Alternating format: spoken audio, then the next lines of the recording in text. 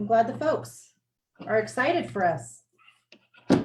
Well, you know, let me pull up my. All right, here we are. Well, how about you welcome everybody? All right, I'm going to start. We're going to apologize for a little bit of a technical glitch, but we're only human. Fire the IT guy. Our garage is only human. So welcome to another garage session of Policy and Pilsner.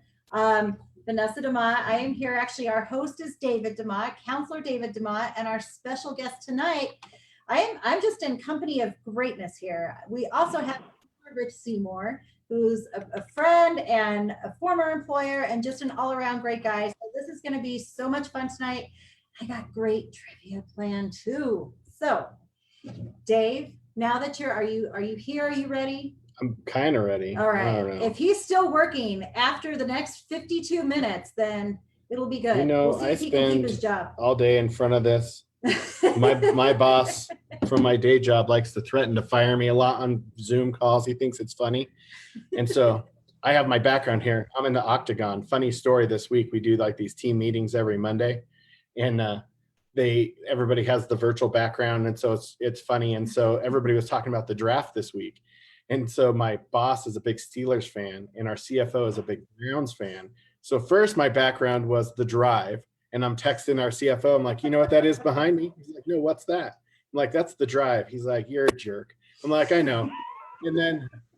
And so then I changed it and it's Demaryius Thomas running through the end zone when we beat the Steelers in the playoffs. And I'm getting text from my boss. You're fired. I'm like, what? He's like, for those of you who don't know, Dave's fired. I'm like, whatever. So anyway. We love him because he's honest. Not because he's a nice guy. And because I'm funny. And he's really funny. When it comes to the Broncos. I'm funny, period. So welcome everybody. Welcome Rich. Thanks for joining us. So the first thing for having me is ask everybody, since it's politics in Pilsner, or it's policy in Pilsner now, is what we're drinking. So I'm drinking diet ice and rum because I'm trying to diet. It's not going great, but Vanessa, what are you drinking?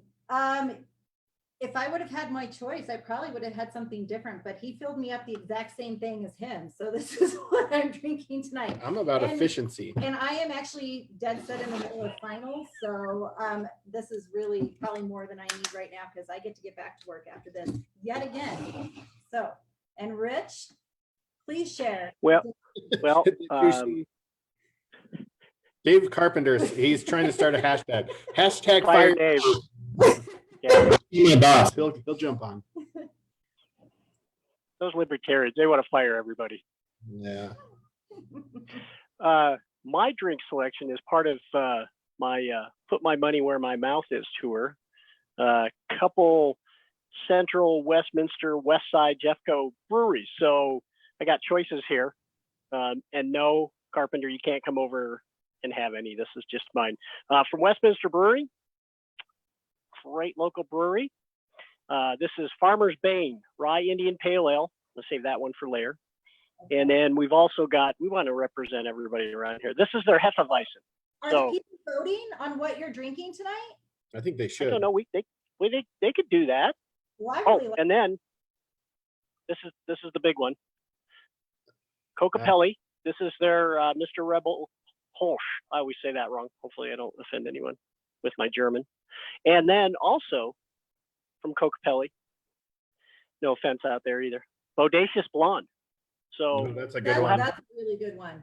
We'll have to decide. These are cold. I didn't get the Westminster Brewing cold enough. They weren't open today. They were nice enough to slip me one under the door. It's like, I hope no one reports them. Over Bodacious Blonde being the B, and what was the first one? The German was the A. So you should let the K. So B for blonde or K for Kolsch. Oh, okay. We'll vote. Go that way, I guess. It might take a second because it's got a lag, but we'll see what the voting is. They're still trying to fire Dave. Yeah, got hello Nancy McNally, Dave Carpenter, Bridget Vargas is on, Ashley is on, Brian Head, Parker Brown. How you doing? Parker usually joins us. I know you know Parker because you're the liaison now for SPL. After I did that for a long time, that's a fun group. I like that. You always get to find out what new restaurants are coming to town. Exactly. I've enjoyed that one. I enjoyed setting in on that when I was running and visiting boards, and so I was glad I had an opportunity to sit with that board. Yeah, I miss that board. That's a fun board. I see there's one vote for Kay. Carpenter's the only one voting. Nobody else cares what you drink, evidently. I can. That's Thank one you, of Vanessa. the tiebreaker. The Bodacious Blonde is an amazing brew. That is a lot of bees. I will say 10 times fast. The policy in Pilsner usually is at Cocopelli. So my vote's for Cocopelli. Although my campaigns have been kicked off multiple times at Westminster Brewery since it took me so many times to win. Rich is up on me on that. He ran for council just the one time. So, you know, some people are faster than others. It's like Tommy Boy. A lot of people go to college for 6 years. 7, whatever. 8. Oh. So with that said, Rich, since you're the guest, I know that you had some topics that you wanted to discuss. So I don't know if you have the list you sent in front of me. I can tell you what the first topic was. If you have the list, I'll let you kind of break into it and then let you start the conversation. I don't have that list. It's probably sitting on my desk. So what about city updates? Well, I guess you could start with city updates, but I will say you could probably guess what the first thing on your list was, which is COVID and the way forward and where we're at. So you probably could fold a city update into that. We had a very long meeting on Monday, so maybe you could touch on that for folks. Yeah, certainly. From a city standpoint, city's fully operational.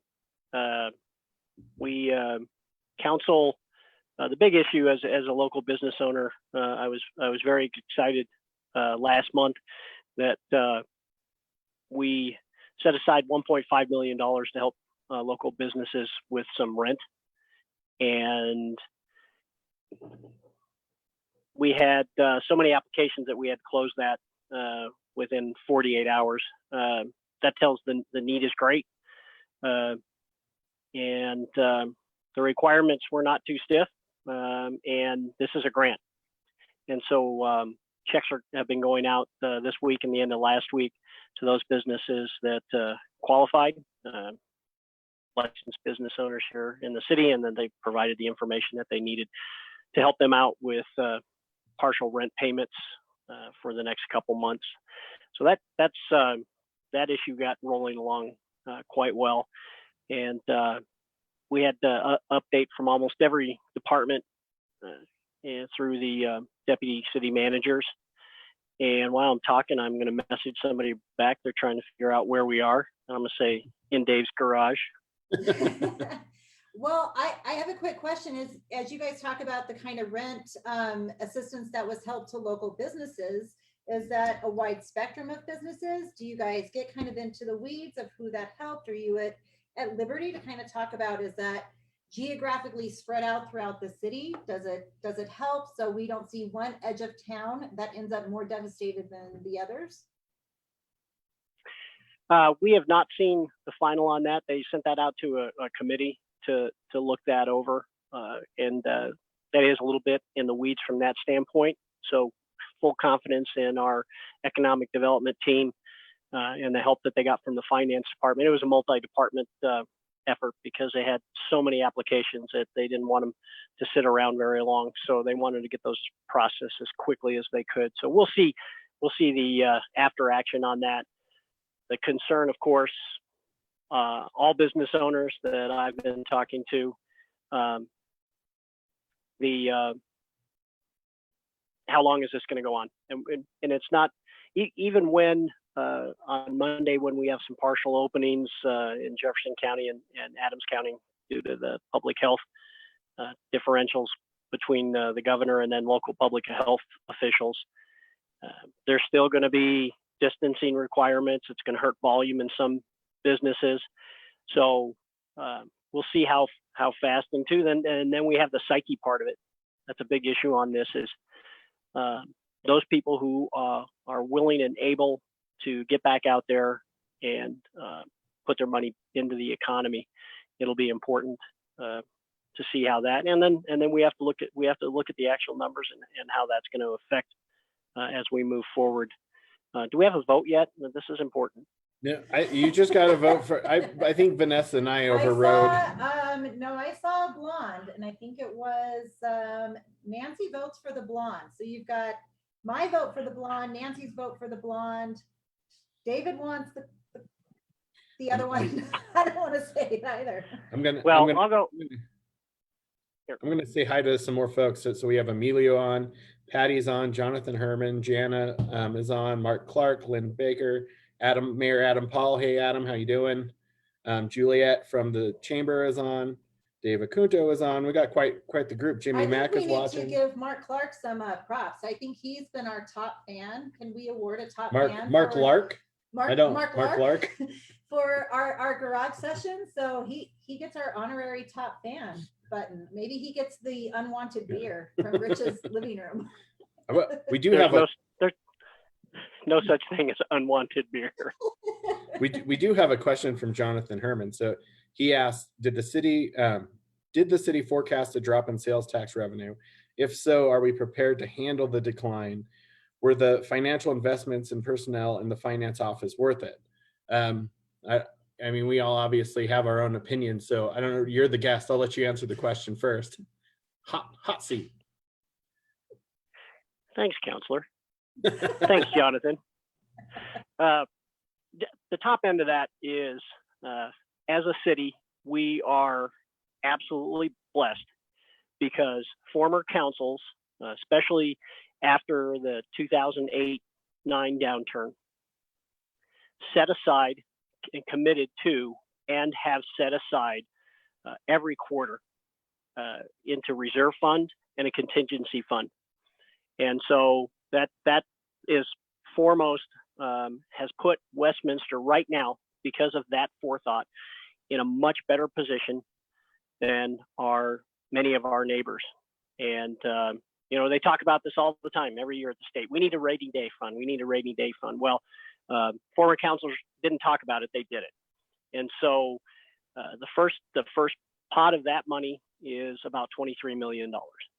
And then on top of that, the people in finance department, economic development, and then innovation and communication department, led by our new deputy city manager, Larry Dorr, chief financial officer, looked at capital improvements that we could set aside. These are not capital improvements that would cause any future deterioration. There are things that are nice, but not immediate. And so in total with that, if we had to tap the whole pot, it'd be about $53 million. So that's on the upside of that. Great planning. That kind of planning doesn't happen overnight. It's multi-generational, and we have to tip our hat to those who came before us. It is honestly allowed, I speak for myself, allowed me to sleep better at night, knowing that they put us in a great spot. So I want to thank them. Where we go from here, we absolutely are going to take a hit in sales tax. That's the plus and the minus of cities running on primarily on sales tax, is when you have something like this it hits you immediately, versus if you have property tax that runs your city. Yeah. The good side of it, though, had this happened, say 10 years ago, when we didn't have Amazon and Wayfair and DoorDash and Grubhub and all these other ways, all these other venues, it would have looked much different. The hit would have been much, much more severe. And then even things like grocery delivery and curbside pickup at the major grocery stores. That is different, because those people who are at risk don't have to get out of their car. And so that has kept that flowing, plus, them the confidence to get out too. I think you guys are hitting on some really good I guess a good leeway into a question that even David Carpenter is bringing up about expanding those liquor laws and ways to start bringing back revenue that we can. And his question is expanding the liquor law so restaurants and breweries can expand to patios and parking lots so they can adhere to that social distancing, but start bringing that revenue back. If you can't have it inside, is that something to talk about? Well, a couple of things I would say is a lot of what we do is dictated by the state, especially with liquor law. Like we have some leeway locally, but I mean, some of that is from the state. I mean, and that was the, you know, the way that the governor opened it up, which I appreciate what he did as far as allowing people to do like pick up liquor and stuff like that. That's a change at the state level. There are local things. So I think that, you know, whenever the state law changes, there's accommodations we have to make. Like right before Rich took over that liaison, there was some state changes that came in with the grocers and stuff having to do that. That was really during Rich's campaign. So, you know, I think it's something that we as a state and the municipalities, in my opinion, should look at going forward. And real quick, just the stuff with the CFO, you know, I've been outspoken critical about that ad that we did with the $1.9 million, which included Mr. Dorr. I think Mr. Dorr has been very capable and he's been a value in what he's done since he's been here. I still am indifferent about, you know, how that money is better spent. And I think a lot of those conversations are kind of probably still left for a different day while we try to get through COVID and make sure that we're on the top end of it. But I think Rich hit all the really good points about we are in a solid state. I think Rich, I, and most of the council are still concerned, you know, how long is this going to last and how long can we go through, you know, have that money. I mean, it brings up other things for me as a counselor, as far as, you know, if we had these reserves and it was this easy to take this hit, you know, that's another question that I would have as far as like, you know, then have we been too aggressive with budgeting replacement in different capital investments? And, you know, I still always have the water rates as a concern, as well as I know everybody that's a concern, no matter what argument or what side of the argument you're on. But just to put that out there, because, you know, I think that everybody's done a good job and I'm grateful. I still have my personal concerns. So, you know, but it's been a good discussion, I think. And that discussion is going to continue. Also, I think right now on the big issues, council overall is very effective, and we're working ahead. The key now is we have to keep moving on key projects, and we can't get too bogged down. You know, on the liquor issue, I want to give credit where credit is due. I thought the governor did a great job on that. From a business standpoint, that gave a lifeline to many of our restaurants. And this is a tough one because we over license. We over license just about everything. And our liquor laws are archaic, and we need to look at options. So I think that coming out of this nationally, we're going to see some changes. I hope. You know, you look at the nursing issue. If you're a qualified and licensed nurse in one state, then you ought to be able to cross state lines. There's a lot of great oversight, and I think that will open up the market. I'm for anything that opens markets, because it creates greater productivity, and it gives you an actual price point. Well said. Well said. Do you, I mean, so, you know, we kind of covered some stuff that was really updates, but like, is there anything else that you'd say as far as seeing forward? And maybe you know this number, I don't know it off the top of my head. Mark Clark also asked if we knew the COVID-19 numbers in Westminster. I know we get numbers all the time. I haven't looked at the latest ones, so I'm not. I think that's Mark just sucking up because he's trying to retain that spot of the biggest groupie. But if you got the numbers, you should go ahead. We don't necessarily get them broken down. Every morning, the first thing I look at is the Tri-County site and the Jeffco Health site, and they're broken down by the counties, and then I start working all the numbers back to the Johns Hopkins COVID site. That's the big map that is now one big big red ball across the entire world. And I start calculating numbers, and I've done that from day one. And that's an interesting topic. It's something that we got into at a study session week before last with Dr. Mark Johnson, the head of Jeffco Public Health, and I asked some questions that I think needed to be asked. And so we'll see where we go from there. Yeah. It doesn't surprise me that you look at the numbers every morning. You're a numbers guy. I know throughout your campaign, you knew exactly where everything was. Like, here's where I am, how many doors I hit, how many more doors I want to hit. Rich is a numbers guy. So the next and I mean, this really folds into what you've been talking about. You had talked about how we get business back on track and what that looks like. And, you know, that's interesting topic, and you have good perspective on it. Being a business owner yourself, I mean, your business is a little different. I don't know, you know, maybe you could speak to how the insurance industry has been hit. I know for me, like, I got a thing saying that they were going to refund part of my insurance since they figure nobody's going anywhere. So I'm curious too, actually, like what does that do to rates long term? Because I have to imagine the payouts for 3 months, probably at least for like auto insurance and stuff like that, is probably a lot lower than, you know, in a typical 3-month period. Yeah, absolutely. And insurance was deemed a critical business. It validated everything I've been doing for 30 years. So that's all I needed. So our office itself, Vanessa, stop laughing so hard. I'm the guest. I know. So a little different perspective from that.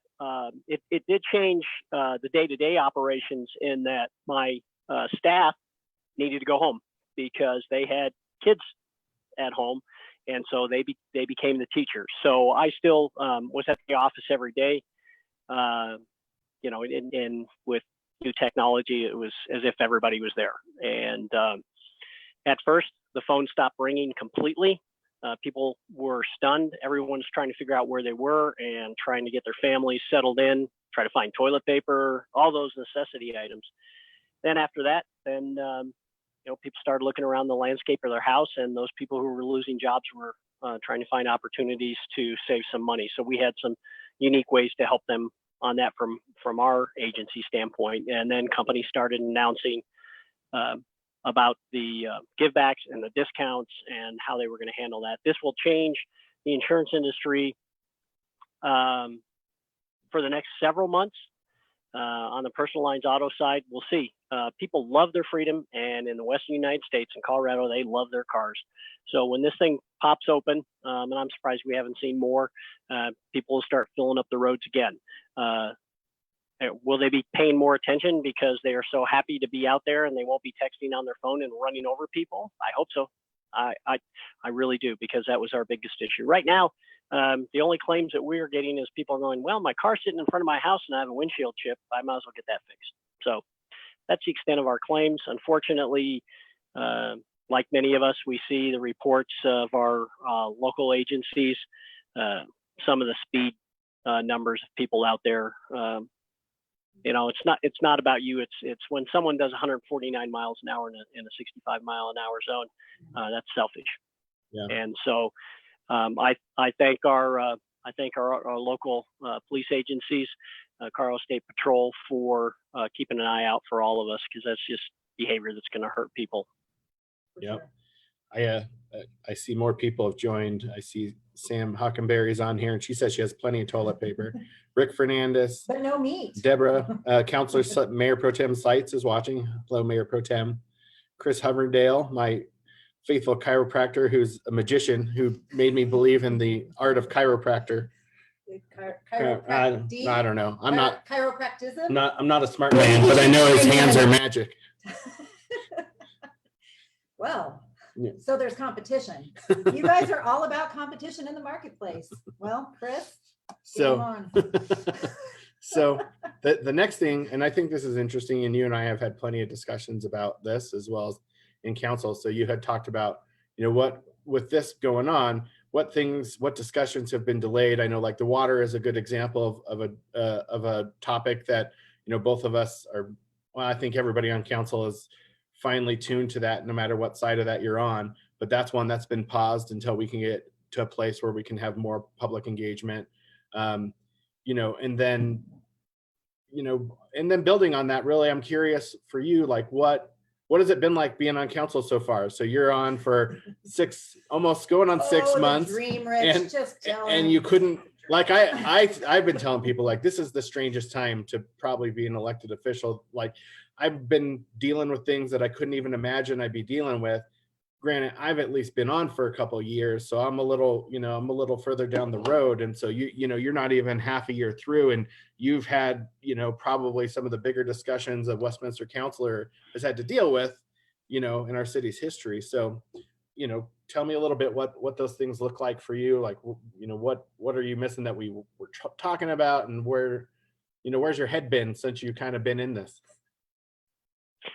Well, it's you when you run to make a difference, when you run to have a voice, you don't ever expect anything like this to happen. And so that's been grasping that part, in that how can you continue to make a difference as an elected, and keep watch as you can, and be the voice of your residents. So that part hasn't changed. It's just been magnified a little bit. Like I said earlier, if we didn't have the reserves that we do because of the foresight, this would be a very, very different ball game. But the other part that I was looking forward to is council is really a long-term planning position. It's not day-to-day operation. It's looking ahead. And I think quick shout out to Mayor Pro Tem Seitz. She said this on Monday night, is that she feels for myself and Councillor Smith, in that this would have been the time that we're past time to do our strategic planning process, where we all sit together and work through a process and work with our executive leadership team to lay the blueprints of where we want to be years from now.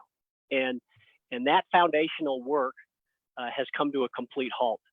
And so that's where you have those discussions. That's where you sit around a table and look face to face and get the hard work done and lay that foundation for the future.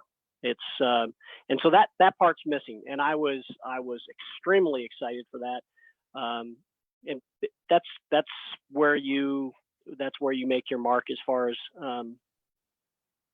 laying the foundation for the future. So that's been the frustrating part, and then with conference calls and Zoom meetings and all those kind of things. The Zoom meetings, at least I get to see your faces, and that's a positive. I'm a very interactive person, and so these conference calls for city council have just been driving me crazy. It's good to talk, it's good to have that, but this face-to-face, this interaction, this seeing where someone's at, reading the body language is absolutely critical to a discussion. And so this week, that was part of the discussion, because the week before, I thought, okay, if we're going to continue this, we still can't gather because we'd be a group of more than 10. How can we as a council get on video so we can see each other? And that's not something that is that we've done in the past. Some of our partners in the area, especially like Arvada City Council, I watch them from time to time just to learn. And they're on video. You can see what's going on, and so they transitioned over to that part. So we're having that discussion right now. How can we be more effective in working with each other and having those conversations so that we could see each other face to face? Yeah, and I appreciate that you brought that up. I know you and I have had conversation about it, and I agree with you. I think it's very hard. There's times that council can get chippy, and being able to read somebody, I think, is nice. It's like a text message. It's like, is that person mad? Did they just hear me? You know, like sometimes being able to see each other's faces, I think would be very beneficial. I think also sometimes it's hard to decide when to jump into a conversation. And I think that's one of the visual cues that is a lot easier when I have to even imagine for the mayor who's moderating it to be able to look at a chat box, because that's the way it's done right now. You know, people don't probably know how we do it, but we have a chat box and we type our initials if we want to make a motion or get on his cue. If we're sitting in the boardroom, I look at him and I raise my hand and he'll usually nod. And then I know he knows I want to talk. Like right now, he'll kind of misorder sometimes because he's, you know, there'll be a bunch of us trying to type in saying we want to talk about something. So I think that visual piece of it is missing. And I think all of us are a little bit frustrated with it. And so I appreciate that you brought that up, and hopefully we are able to make some adjustments. Well, and do you just mean obviously during this time and when it's still uncertain as to how long this situation will last and your council meetings will last, but even ongoing, I know there's been discussion in the past about why Westminster doesn't telecast and use their channel 8. I've been a big advocate, and you're right. Like our other neighboring, you know, communities do that same thing, and it would be nice to have that ability. And I think again for the public to see to see that in your faces and in your voice. So it would go a long way. So it'd be nice to see, you know, something. And like I think I've heard Rich talk about that throughout your campaign too, right? About the visual piece. I know, you know, so it's, you know, first time I met Rich, actually, for those who don't know, when I was running in 13, I remember the first time I met you, he came into, we were at the rodeo market, and when it was the gallery, Wayne, and you, you were like one of two people who showed up to my campaign kickoff that wasn't related to me. So that's the first time I met you. So I don't know how you heard about it, but I remember there was a couple people, actually, Kenny Chancho had a list of people, and he had helped by sending out flyers. And I think that's the flyer you got was the one that Kenny Chancho sent out for me. So no, but for the next 2 years, everybody we knew in common kept trying to introduce you to. It's true. That was the fun joke. Who you should meet. Rich Seymour. It became kind of an inside joke between. Well, we would usually let him introduce us too, like. Shameless plug. Oh, nice. Is it time for a commercial break? Yeah, it's a commercial break. For those of you who joined us late. Nice. We're doing Cocopelli and Westminster Brewing. So nice. Fine brewing establishments, please support them. They are open. So support local. Yes. Anyway. I'm trying to keep up with the viewership here. Well, I think the most important comment to read is in regards to that kickoff where your own father said. Yeah, he said he had to come. Well, Rich came on his own accord, so I've been friends with him ever since. Little did I know what I got myself into, though. Yeah, look, now then I ran a couple times because some of us are slow starters. Then I remember talking to him and being like, I think you should join me on council. So then there was a short run for mayor, and that took a lot of your time. And then you decided to run for council, and I'm glad you did. And I think you bring a lot to the table. So agreed. Numbers for sure. Well, Rich is the numbers guy. We've had a long run, but at least I hired the smartest one in the family for the office. True. I'm not going to disagree with you on that. I learned that's an industry I had never been in before. Everybody uses their insurance. You think you know about your insurance until you work for insurance. And then you realize that threatening sky to the west only means your next couple of weeks are going to be extremely, extremely busy. So I didn't like hailstorms before. I loathe them now for the destruction they bring. But now I just psychology. But I just wanted to say hi to a couple people that joined us too. Janet Kretzel, great volunteer in the city. Lisa Azolina just lives around the corner from us. Hi, Lisa. Terrence Ramirez is on there. Of course, Joe DeMott's chirping in on there constantly too. But there's a question on technology. and we brought that up as far as right now video. The enterprise system that they had already in place at the city and felt comfortable with, like many other places, it was a matter of, hey, what do we have now? And what can we get online immediately? And that was part of the emergency orders too, is that there's no place in our charter that ever anticipated this or had the technology in order to deal with this also. So, and then, so it was there, and that's a good answer, and it has very good security. Unfortunately, we're going to test it out right now. The way it's set up, there's only six videos available, and there's 7 of us on council. So, yeah, I don't want to do a short straw thing because, you know, it might be Dave. You could leave my video off. I've got a face made for radio, so it's fine. Face only a mother could love, and a wife, and apparently a chiropractor. You So, or is it because you're face down at the? I don't know. That's it. Oh, here's a comment from Parker Brown, our favorite on special permits and licensing.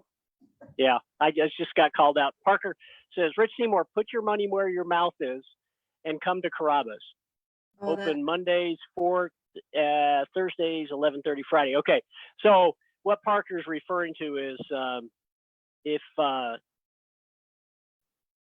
as a business owner and a counselor, I was frustrated to see what was happening.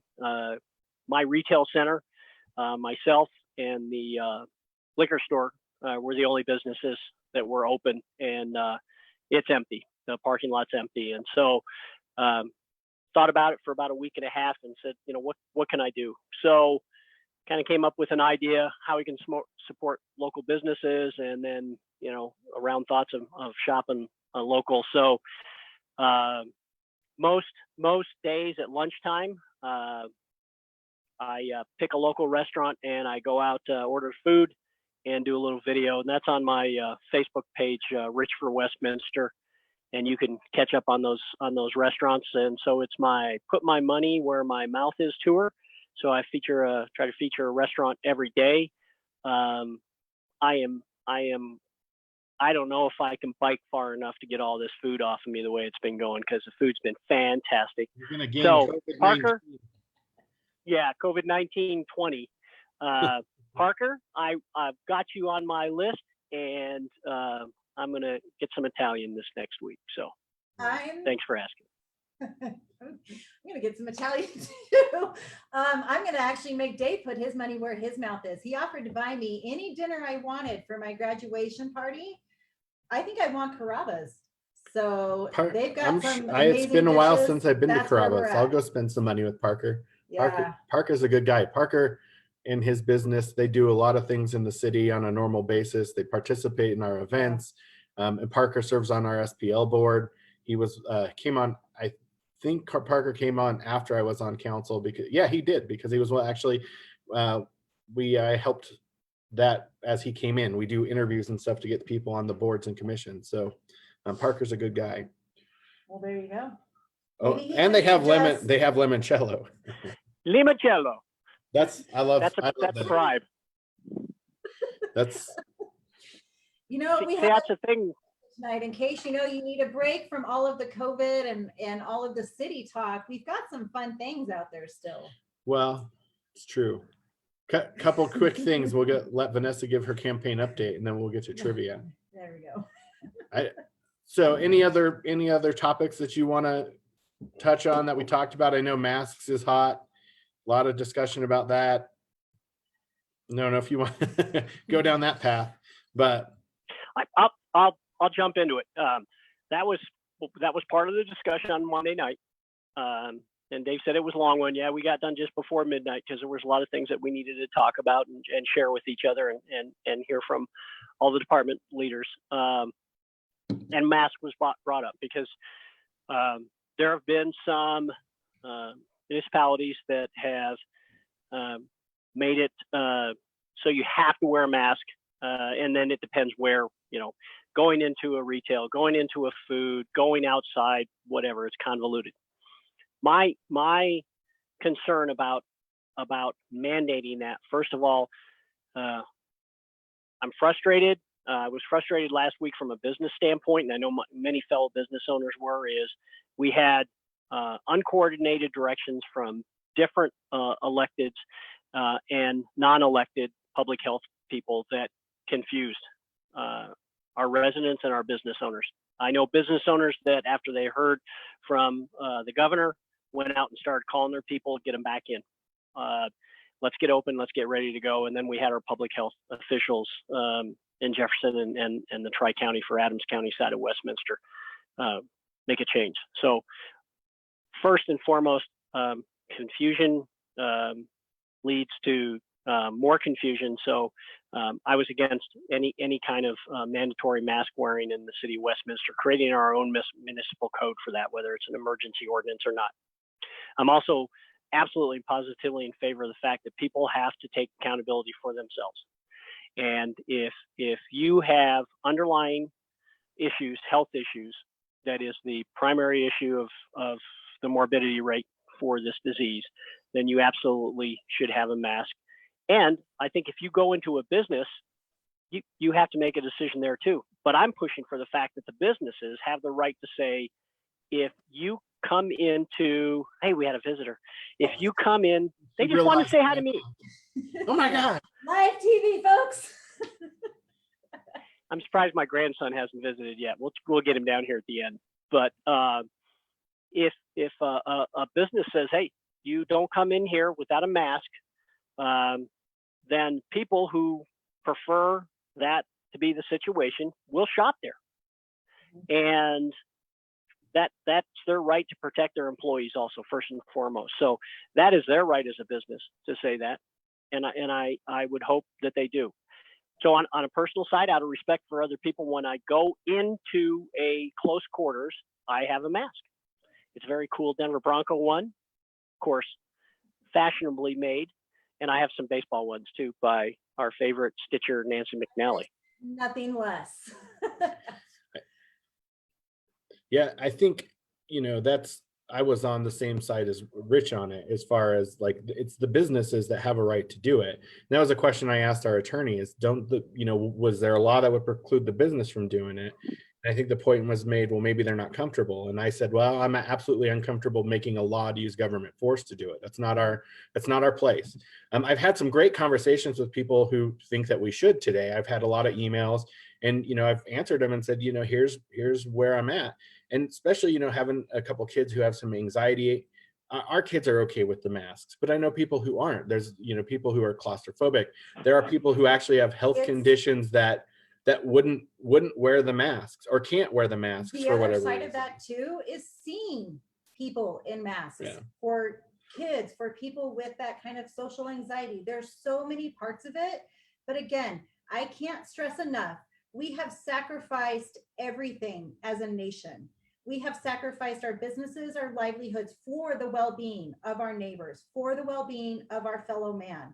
And it is time that government realizes we are able to be trusted with those decisions to continue to do what's in the best interest of ourselves, in keeping in mind our fellow man, our neighbors.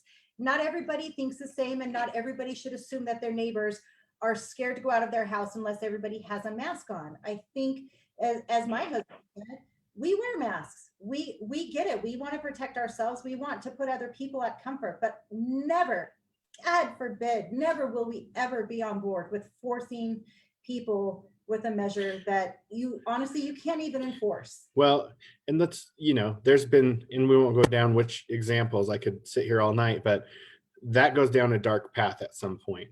When you start saying, oh, this is for the good of the collective, that has brought mankind down some very dark paths in humanity. And so I appreciate all the people who take the time and are willing to actually have a constructive conversation with me about it, instead of just saying, oh, well, you want people to die. And I think that's the biggest danger that we get into these conversations. We can no longer have a good, calm conversation, which I think for the most part we did on Monday, which I think is positive. I love that we have friends that can really break up what is a hard conversation to have by pointing out that if they wear a mask, their incredible good looks are covered up. And how are they supposed to get by in society? I don't know. We need to get society back open so Brian Head has something to do. That's hashtag release Brian. We need to get society open because otherwise I don't know how I'm supposed to campaign. So you guys have a struggle of leading in this time. I have a struggle of figuring out how to campaign to a district behind closed doors. So Well, that's a good segue, I think, into Vanessa's campaign updates. it's almost like So maybe you can share with Councillor Seymour and I what's on the road for campaign DeMott. Well, boys, there are no updates because I'm behind closed doors. So I'm doing everything I can. I'm a conservative for a reason because I can do a lot with a little. Campaign donations are always in need. DeMott, FOR, Colorado.com. Totally shameless. No, it's not even shameless. I'm not even ashamed. I'm happy to tell you that because a vote for me is a vote for liberty. And I think now more than ever, people realize how much that liberty means to them and how much they want to be empowered to continue to make those choices on their own account and for their businesses and livelihoods. I will say this on more of a personal note. I am about a week and a half from having my first ever diploma. So I think my time has been totally distracted from campaigning to just get to that finish line. And from there, my family will be so incredibly happy. Tell me this is a baby. Please tell me this is a baby.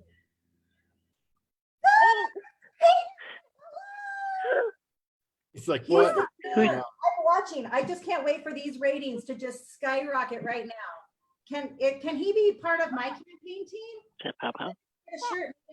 That was the hardest campaigner last year, right there. He was amazing. Right there. Right there. Yep. And he's a new big brother too. So he is a proven Yes. leader. Yes, That's right. he is.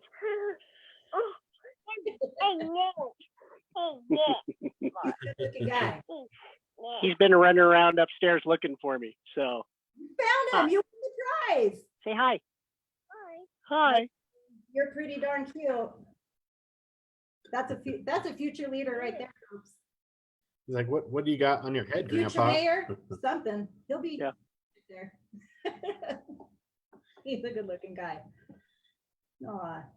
Well, I think from there, it's about getting that degree means I'm working for the people, and that's kind of where it all came into. This education has given me so much exposure to our community college, to that diversity that's within community colleges and our Westminster and our surrounding areas. So excited. Cute as that baby is, I'm glad I get to go inside to teenagers. Did I really just say that? That's not good. You think Peyton is he a valiant player at some trivia? How much Yes. this gentleman knows? Well, before we go into trivia, real quick, former Mayor Nancy McNally, for two reasons, I'd like to give her a shout out. One, as she just put, she's over 1,600 masks Wow. that she's done. I don't know that she's left her sewing machine except to take her husband to the doctor. Tells me I don't know what I'm talking about, but I'm pretty sure she doesn't sleep. Two, Yeah. to Rich's earlier point, under leadership, we have the cities in a really good position because back in 2008, when they went through the downturn, Nancy were the ones who really set us up for the position we're in now. So we have a lot of thanks to go out to her and Mark Kaiser and You want to get it? Scott and that whole team. So with that, I guess it's time for some trivia. Just to make sure you don't see my screen before it's ready, I mean, just to warm you up, I think there's one of those classic questions when we talk about former councils. Who is everybody's elected official? It's a warm-up question, folks. You have to Our answer. favorite elected, or Yeah, what is? just Maybe I'm when- totally botching this. So. when I was no, it's Oh, you who's have to cover your when I was, right. when I was in All when I right. started 710 Rotary, which now Rich is in, and I'm not because when I switched jobs, I have a leadership meeting on Wednesday mornings. But that was the running joke. Like one of the questions they ask you in your profile is, who's your favorite elected official? And everybody would always put Bob Briggs because everybody knows Bob. That was the joke. And well, nothing against Bob, but everybody put Bob Briggs. So, because what position has Bob not held? He was, Well, there you and the go. he's all over the place. So, All right. So if you need to stretch, whatever you need to do. I know we're running a little bit late, but we got started a little bit late. So I have faith in you guys. You're gonna hang tight. So look, we get you a warm-up question anyway. So who is your favorite? Oh, I forgot the word favorite. I did this again. Finals week. I'm sorry. Who's your favorite current Colorado State House candidate? Any answers? Any answers? Sorry, I hit the button too fast. You were concerned about that, I'm sure. I was. I just wanted to be ready. I don't know. I was debating. Do I want to sleep on the couch tonight just to mess with you, or no? No. Okay. All right. Let's get to it. All right. If you were not aware, this past week was Arbor Week. Colorado, Westminster, along with some of our other neighboring municipalities, is part of Arbor Day. We're in Arbor City, I think, for 30 some years. So in light of Arbor Day, what is timberline? We'll let our guest see if he can answer first. No cheating, Seymour. Is he Googling? I feel like he's Googling right now. No, I would never Google on trivia. That's unacceptable. All right. Timberline is the elevation level where oxygen will no longer support tree growth. And Dave, can you back that up with maybe an elevation? Do you know this? 10,000 feet. 10,000 feet. Oh my gosh, you guys, can you move our screens there? I think you're both right. 10,000 feet elevation at which trees cannot grow. This is why we are a good team here, folks. All right, next question. What is Colorado's state tree? Our guest can go first. The blue spruce. Okay, blue spruce. And Dave? I have no idea. He's got no idea. I'm going to phone a friend. Councillor Seymour says blue spruce. Oh, it is according, because you have to cite your work, statesymbols.org. Blue spruce discovered on Pikes Peak by C.C. Perry, a botanist, in 1862. All right, you're doing great. Rich, you are in lead. I might not need that backup question that we talked about beforehand. I wouldn't tell anybody about. Where in Colorado is the tallest living Christmas tree? 73rd Avenue. Oh, ouch. Historic Westminster. Oh, let me check if the that's a judges better will take answer. that. Well, let's see what, no, I'm sorry. Our judges really want either an intersection, the name of a park, or the city. Fireman's Park at Station 1. Oh, I'm sorry. Did you say Firemen's Park as in plural or as in they own the park? Because Fireman Park at Station 1. But I'm going to give that to you anyways. It's at 73rd and Bradburn. And this is, again, according to a local expert. And I think we all know who that is. All right, speed round here. Who is Westminster's largest employer? Ooh. I've stumped them both, folks. This is amazing. I'm gonna drink to that. How about, should know this one. You really should. I'm guessing it's either Maxer or Ball. Rich, what do you think? If you had to take, Centura Health Systems. Ooh. well, it looks like I know where Dave gets to sleep tonight. He wins. It's at Ball with Nice. 1,200, over 1,200 employees reported as of 2019, and in Jefferson County as well. I think Maxar's up there too, though, because they were anyway. This is what Google said, folks. This Inside is where baseball. I'm going for. All right, 5 of 6. Westminster has 3 public high schools, not including charter, option, or private. Name them and their mascots. Rich, we'll let you go first. Oh, brother, I'm in trouble now. So start with the easy one, and everybody in the garage knows this one. Stanley Okay. Lake Gators. Go Gators. Tom. And all the random grads are crying out there right now because there's no such thing anymore. Then Westminster High School. What is their new mascot? Wolves. There you go. Very good. And then Mountain Range Mustangs. Yep. That's why you guys are a good team. Westminster Wolves, Mountain Range Mustangs, and of course. No one council person can know everything. No, it takes a village. All right, we'll give them one more question. Oh no, you know what? Let's do a There's quick, Mark going about random. Darn random grads. I'm sorry, that's my mom graduated from random, so I get it. Just to give our guest maybe a little help out here, maybe he could name another mascot of a neighboring city. How about Northland High School? Norseman. Oh, Nors. there you go. All right, we're back on track. That's All my right. alma mater. Of 6. This is it, guys. This is where the show ends. What year? According What's to our the city? branding campaign or history. Ooh.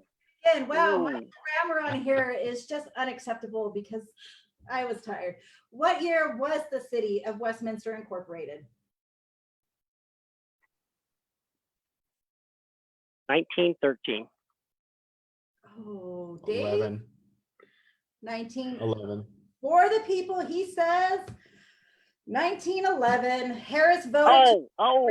city, and at that time, Harris, in honor of Westminster University, it was changed to Westminster. Well, we still love you though, Rich. You did good, and I think with that extra credit you got with the Northland, I think you guys are tied. So, by all means, I think that Mark will be buying you guys both a beer. Exactly. The random grad And of course he's buy the beer.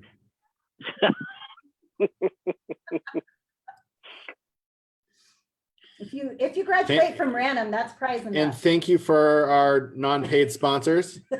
Everybody patron those businesses because we want them to be around when they let us back out. I get 10 minutes in the yard every day. The warden lets me out of the garage. So and 10 minutes is generous. ouch. Tight ship. well, Right, Chip. with that, any parting thoughts, Rich?